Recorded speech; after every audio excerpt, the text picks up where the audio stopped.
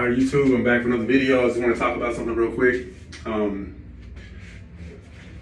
want to mention what a lot of people are discussing,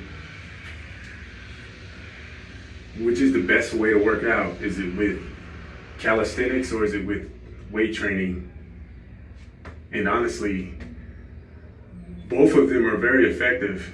But if I had to choose one, if the question is if you could only choose one, if I had to choose one of the two, as much as I love press overhead, and I think it's very effective, it's probably one of the most effective movements, I would choose calisthenics. Because calisthenics is everywhere you go. I can do push-ups everywhere I go. I can find a bar at any point.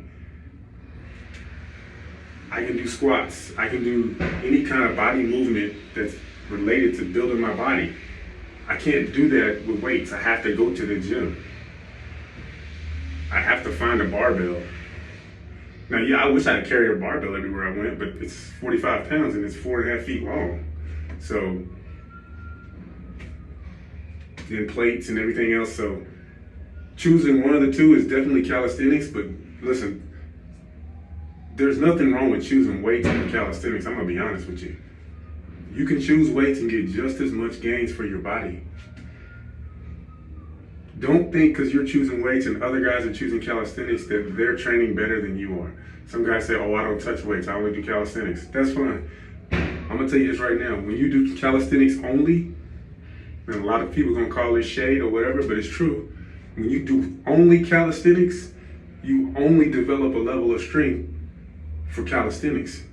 Now you can lift weights with the calisthenic strength, that you've built, but you will not have the strength that your body reflects, that people think you have. So you might think a guy who's ripped, shredded, who only does calisthenics can walk into a gym and do 315 on the bench. He probably can't do it. Not without training. Probably can't do it. Which is why I always do both. You want to be as reflective as the body you're representing. You want to be as strong as you look. Because you can build a lot of muscle with a lot of reps. You can. Whether it's on your back, or your chest, and your core, and your legs, you can build a lot of muscle. But if you don't have any resistance training with physical weights, your body will not reflect the muscle that you're showing. So it's important to get your weight training in. Just as it is important, if you're a weight trainer, if you're into weight training, you need to get your calisthenics in.